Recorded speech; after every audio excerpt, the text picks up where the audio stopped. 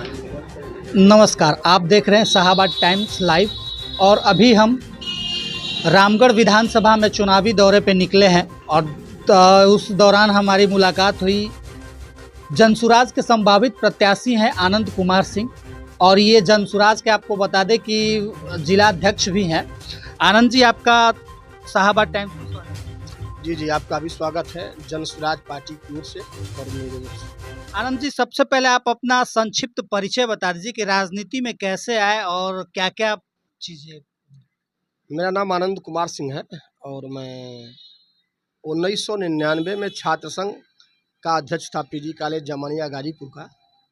उसके बाद मैं कॉलेज छोड़ के रामगढ़ की राजनीति की धूरी के साथ यहाँ आदरणीय जगदानंद सिंह की राजनीति में आने का कारण क्या हुआ? ये जो मेन स्ट्रीम है राजनीति का, उसमें आने की क्या कारण?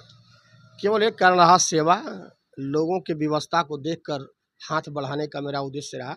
लोग रामगढ़ में दुर्गावती प्रखंड में लोग जो प्रखंडों से थानों से लोग जो शोषित होते थे, जो शोषण था लोगों का, इसके बीच में मुझे कूदना पड़ा। और मेरा नियत भी था कि मैं छात्र संघ का अध्यक्ष बनने के बाद मैं सेवा करूंगा, और यही हमारी नियति रही कि रामगढ़ के लोगों का कुछ कर सकें तो भला करें। तो आपने जिला परिषद भी लड़ा, उसके बाद फिर आप आरजेडी में भी आए, तो क्या ऐसा हुआ कि आरजेडी छोड़ के आपको जनसुराज में आना पड़ा? मैं जिला परिषद का सदस्य भी रहा और मैं आरजेडी में प्रदेश का महासचिव भी रहा। महाराजगंज का मुझे प्रभारी भी बना के भेजा गया था लोकसभा चुनाव में। लेकिन मैंने इस पार्टी में जो 24 साल जो मैंने अनुभव किया, उसमें देखा कि इस पार्टी में समाजवाद के जगह परिवारवाद हावी होता जा रहा है। चाहे वह पटना के गलियों, चाहे पटना के राजधानी की राजनीति हो या रामगढ़ के समाजवाद की राजनीति हो, दोनों एक ही बराबर लगा चलने। तो मुझे एहसास हुआ कि अब रामगढ़ में परिवारवाद के सामने समाजवाद नहीं पनप सकता। तो इसलिए मैंने इस परिवारवाद को तोबा किया और मूल रूप से जो आज समाजवाद दिख रहा है जनसुराज में, उसकी तरफ मैंने हाथ को बढ़ाया है अपने। अभी आप लगभग उपचुनाव से ही लगातार जनसुराज को लेकर के लोगों के बीच मिल रहे हैं, जा रहे हैं। क्या स्थिति दिख रही है जनसुराज की? जनसुराज अब पहले एक अभियान था, लेकिन आज युवाओं के दिमाग में एक तूफान हो चुका है। जनसुराज लोगों की चाहत हो गई है। मैं ज़िले का अध्यक्ष हूँ, यकीन नहीं मानेंगे चंदन जी, मुझे दिनारा से फ़ोन आते हैं कि सर मैं भी ज्वाइन करना चाहता हूँ। तो मैं बताता हूँ कि आप यहाँ आइए, आप वहाँ आइए। तो नौजवानों की चाहत हो चुकी है जनसुराज, चूँकि नौजवान जानते हैं कि यहाँ हाथ को काम मिलने वाला नहीं है। बच्चों को शिक्षा पे कोई सरकार काम करने वाली नहीं है। जो सरकार है यहाँ, किसी ने मंदिर मस्जिद पे वोट लिया, किसी ने जाति पाति पे वोट लिया, किसी ने अगले पिछड़े के नाम पे वोट लिया, किसी ने नौजवानों के विषय में, बच्चों के विषय में, यहाँ के बुजुर्गों के विषय में किसी ने अभी तक 35 साल में सोचा ही नहीं। तो लोग चल चुके हैं अब जनसुराज की ओर, और लोग चाहते हैं कि जनसुराज की सरकार बने। और एक नीतीश कुमार लगातार आपके जो जनसुराज के मुखिया हैं, संस्थापक प्रमुख जो जिनको कहते हैं कि प्रशांत किशोर जी, उनको नीतीश कुमार लगातार कहते आते हैं कि उनकी कोई वैल्यू नहीं है, इसी तरह उल जुलूल बोलते रहते हैं, हमने इनको राजनीति में लाया। तो क्या यह कहाँ तक? देखिए, उलूल जुलूल बोलने की बात तो नीतीश कुमार कह सकते हैं, लेकिन पूरा बिहार नहीं, पूरा देश शर्मिंदा है कि इसकी मानसिक स्थिति 0 वाट के बल्ब की तरह टिमटिमाती हुई नज़र आ रही है। जिस व्यक्ति को यही पता नहीं है कि मैं मंच पे खड़ा हूँ और जो आदमी मुझे गिफ्ट कर रहा है, वह गिफ्ट उसके सर पे रख रहे हैं। तो ऐसे लोगों पर, और ऐसे लोग अगर कमेंट करें प्रशांत किशोर पर, तो मुझे लगता है कि चाँद को दीपक दिखाने की बात कही जा सकती है। अच्छा, क्या स्थिति लगती है इस चुनाव में जनसुराज की क्या भूमिका होगी? क्या तीसरी शक्ति बन के उभरेगी, या फिर पिछले उपचुनाव में जो हश्र हुआ उस कगार पे जाएगी? हम लोग चाहते हैं कि तीसरी शक्ति नहीं बने, पहली शक्ति बन के उभरे। कि ये बिहार जो चाह रहा है, बिहार के लोग जो चाह रहे हैं, आज मैं बता दूं आपसे, पूरे कैमूर ज़िले में 5 साल में 10 करोड़ से ऊपर की लूट हुई है। बहुत छोटा सा मैं एग्जाम्पल देने जा रहा हूं आपको।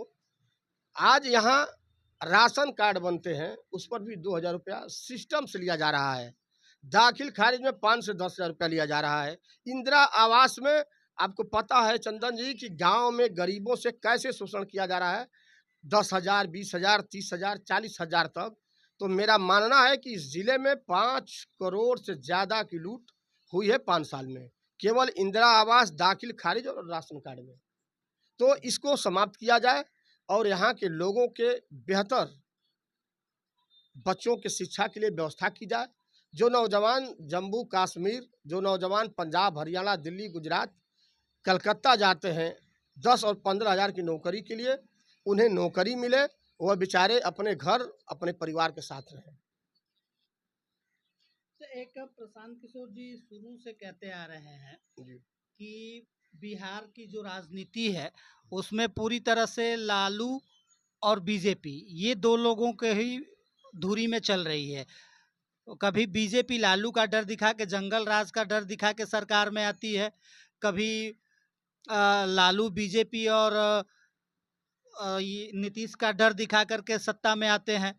तो ये क्या है, मतलब जनसुराज कहाँ तक इस डर को हटाने में कामयाब होगा? जनसुराज का साफ एजेंडा है कि आपको अगर बच्चों को शिक्षा चाहिए तो आप जनसुराज की ओर आइए, जनसुराज का समर्थन करिए।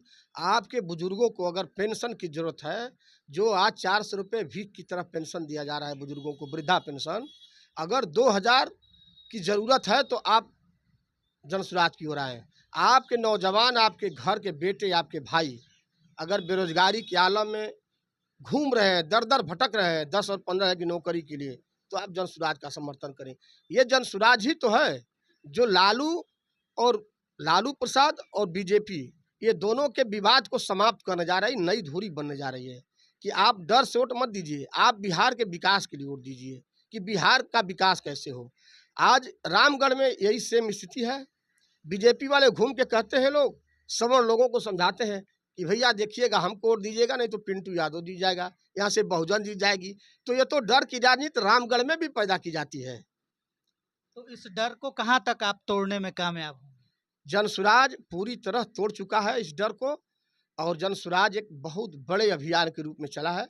और मेरा मानना है कि बिहार में यह शुरुआत होने जा रही है जनसुराज की, और पूरे देश में जनसुराज आएगा अगली बार से। अच्छा, अभी आपने कहा कि जो वृद्धा पेंशन 400 रुपये मिलता है उसको 2,000 करेंगे, या फिर जो भी चीज़ें हैं उसको हम लोग एक जो इंसान आदमी का हक है उस हक को दिलाने का काम करेंगे। लेकिन सबसे अहम सवाल ये है कि बिहार में जो कर्मी कार्यरत हैं, जो शिक्षक हैं या फिर सरकारी कर्मी हैं, उनको वेतन देने के लिए पैसा नहीं है।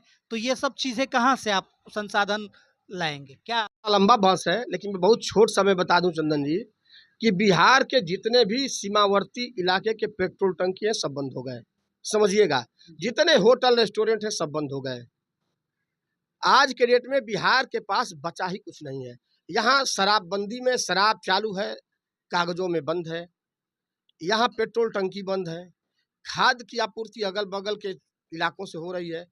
यहाँ तो बिहार पूरा बंद नजर आ रहा है। बिहार की गाड़ी ही रुक गई है, क्योंकि यहाँ विकास से सरोकार नहीं, यहाँ केवल बंद करने से सरोकार है। इसलिए बिहार का विकास होगा, और बिहार में लोगों को कहीं भी 2,000 रुपया देने में मैं नहीं माना हूँ कि अड़चन है। करोड़ों करोड़ का कमीशन खोरी चल रही है एक जिले में हर साल, जहाँ आवास के नाम पर, दाखिल खारिज के नाम पर, इंदिरा आवास के नाम पर, केवल अगर भ्रष्टाचार मुक्त कर दिया जाए बिहार को, तो मेरा मानना है कि अगर वेतन 2 गुना भी कर दिया जाएगा तो पैसा कम नहीं पड़ेगा। अभी दुर्गावती में एक मामला सोशल मीडिया पर मैं देख रहा हूँ, कुछ दिनों से बहुत ज़्यादा बूम कर रहा है, वायरल हो रहा है। नहर का मामला है। बीजेपी कह रही है कि ये आरजेडी के और बहुजन के बीच के द्वारा किया गया है। बहुजन कहता है कि नहीं, इसमें आरजेडी और बीजेपी ने मिलकर लूट किया है, और आरजेडी कहता है कि नहीं, बीजेपी और बहुजन ने लूट किया है। तो ये मामला है क्या? लूट असल में यहाँ लूट कौन रहा है? देखिए, लूट यहाँ राम नाम के ये छूट बनी हुई है किसको मैं कहूँ कि कौन ईमानदार और कौन लूट रहा है। लेकिन मैं एक चीज़ बताऊँ, यहाँ जनमत का लूट है रामगढ़ में। जनमत कैसे लूटा जाए? सरकार के बजट का लूट अलग है, लेकिन यहाँ जनमत का लूट है। अब मैं बता रहा हूँ आपको चंदन जी, है क्या यहाँ कि कर्मनाशा नदी का अस्तित्व आज खतरे में पड़ गया है। आज तारीख हो गया 17 जून। कर्मनाशा नदी में अगर चाहे तो एक 1 साल का बच्चा भी पार कर सकता है रिंग के। खड़े 1 साल जा का करके। बच्चा खड़े पार कर सकता है। समझिएगा, अस्तित्व ही जा रहा है इसका जो है समाप्त होने। और हम अभी जहाँ बैठे हैं यहीं पे विश्वकर्मा पंप कैनाल है, पंप कैनाल है। तो ये इसकी क्या स्थिति है? अब इसकी स्थिति यही है, मैं एक बार और कहा था कि 5 पंप कैनाल इस इस कर्मनाशा नदी पे लगाए गए हैं, केवल रामगढ़ विधानसभा में। पाँचों पंप कैनाल में आप पता लगाइए कोई चालू है? एक भी चालू नहीं है। अब बताइए, बिया किसानों ने डाल लिया, रोपनी का समय आ गया, अब ये चलेगा कब पाँचों के 5 पंप कैनाल? जब बरसात होगा, और बरसात उस मात्रा में होगी कि उस बरसात के पानी से किसान खेत का रोपनी शुरू कर देंगे। उसके बाद पंप कैनाल चालू होगा। तो यहाँ तो जनमत की लूट है। दूसरी चीज़, वह उनके ऊपर आरोप, वह उनके ऊपर आरोप। ये दोनों लोग मिलकर जनमत की लूट कर रहे हैं रामगढ़ में। और सीधा-सीधा मैं कह दूं कि बहुजन का डर दिखाकर ये दोनों लोग आपस में यहाँ सत्तासीन रहना चाहते हैं। ये चाहते नहीं कि मेरे और उनके परिवार से राजनीति यहाँ तीसरे पार्टी या तीसरी धारा की ओर जाए। इसे प्रत्याशी जो है वो बदलेगा, क्योंकि जिस हस्र पे आप कहीं न कहीं इसमें जनसुराज को भी लाया जा रहा है कि आरजेडी को तोड़ने में जनसुराज की भी भागीदारी रही है। देखिए, किसी की भागीदारी नहीं रही है।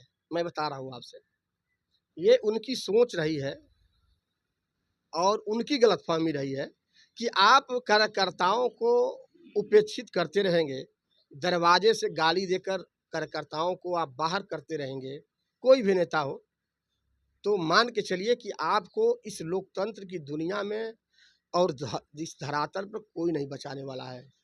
मेरा व्यवहार अगर अकुशल है तो मैं इस लोकतंत्र में बहुत दिन तक नहीं टिक सकता। सेम चीज़ वही है। जनसुराज और मैं, लोगों का मानना है, आपका भी इशारा था, लेकिन मैं कहता हूं कि अगर आप व्यवहारिक ढंग से होते, अगर आप परिवारवाद से ऊपर उठकर रहते, तो यहाँ कौन था जो समाजवाद के गढ़ को हिला दे। लेकिन आपने अवसर दिया, लोगों के समझ में आ गया कि नहीं, आप केवल परिवार के लिए समाजवाद का चोला पहने हैं, समाजवाद का आप नारा लगा रहे हैं। आप समाज के लिए समाजवाद का नारा नहीं लगा रहे हैं। दोनों बातों में फर्क हुआ। 65 और 62 हजार पाने वाले लोग, 2000 आप जिनके ऊपर आरोप लगा रहे हैं, 2010 में तो उन्होंने समाजवाद का नारा दिया था, अपने बेटे के खिलाफ मंच पे खड़े होके भाषण दिया था। देखिए इसका तो मैं सही कहिए तो जो नारा उन्होंने दिया था उसका परिणाम भी दिखा कि अंबिका यादव यहाँ विधायक बने, 2 बार विधायक बने। लेकिन क्या इसीलिए बने कि उनको फिर हटाना था? और वो अगर विधायक बन गए और जनता में अगर उनका नहीं था सरोकार, तो यहाँ की जनता ने कैसे हरा दिया बीजेपी को। बीजेपी 22,000 18,000 वोट पे टिकी हुई थी। बीजेपी यहाँ लगातार हारती रही, बहुजन हारता रहा। लेकिन जब आप अपने लोगों को हराने में और जिताने में लग जाएंगे तो आप खुद हार जाएंगे। तो यहाँ लोग अपने आप को जीतने और हारने में लग गए। इसलिए यहाँ जो समाजवाद का चोला था, जो समाजवाद का गढ़ माना जाता था, वो टूट गया। तो अभी एक लास्ट क्वेश्चन कि जनसुराज की अभी स्थिति आप फील्ड में है, क्या लग रहा है? रामगढ़ में आप सीट देंगे? रामगढ़ में मेरा मानना है कि निश्चित तौर पे युवाओं में जो बदलाव हुआ है, जो युवाओं में जो इसके प्रति जो आकर्षण बढ़ा है, मेरा मानना है कि रामगढ़ जनसुराज इस बार निश्चित तौर पर विजय हासिल करके रहेगा। अच्छा, अक्सर राजनीति में एक प्रमुख चेहरा जो होता है जिसको कि मुख्यमंत्री बोलते हैं, तो आपके पार्टी की तरफ से मुख्यमंत्री का चेहरा कौन होगा? क्योंकि प्रशांत किशोर तो लगातार बोलते आ रहे हैं कि मैं राजनीति करने के लिए नहीं आया हूँ, मैं बिहार में बदलाव के लिए आया हूँ, मुझे कुर्सी का लालच नहीं है। बिहार में अगर प्रशांत किशोर जी हमारे सूत्रधार अगर बदलाव चाहते हैं तो उन्हें मुख्यमंत्री बनना पड़ेगा। वो कैंडिडेट नहीं है, सही बात है, वो चाहते भी नहीं हैं, लेकिन अगर बिहार में बदलाव चाहते हैं और बिहार के व्यवस्था में बदलाव चाहते हैं कि यहाँ के नौजवानों के हाथ को काम मिले, अगर वह चाहते हैं कि यहाँ के बच्चों को शिक्षा मिले, वो चाहते हैं कि यहाँ के बुजुर्गों को पेंशन मिले, वो चाहते हैं कि यहाँ के किसानों का खेत खाली न रहे, तो उन्हें मुख्यमंत्री बनना पड़ेगा। अच्छा, एक चीज आप देखे तो कैमूर में दो मंत्री हैं सरकार के, चार विधायक हैं सरकार के, लेकिन इस उससे पहले भी जो लोग रहे हैं बहुत लंबे समय तक रहे हैं, मंत्री के पद पे रहे हैं, सरकार में रहे हैं, एक दबदबा रहा है, लेकिन उसके बावजूद हम अगर नज़र उठा के देखें तो न तो कोई एमएससी कॉलेज है, न बीएस ये आपका बीएड कॉलेज सरकारी हाँ, है, न मेडिकल कॉलेज है, न एमबीए है। तो इन सब चीज़ों के बारे में कभी बातचीत या फिर मन में मलाल होता है कि नहीं, हम जिस पार्टी में इतने सालों तक रहे वो नहीं कर पाए?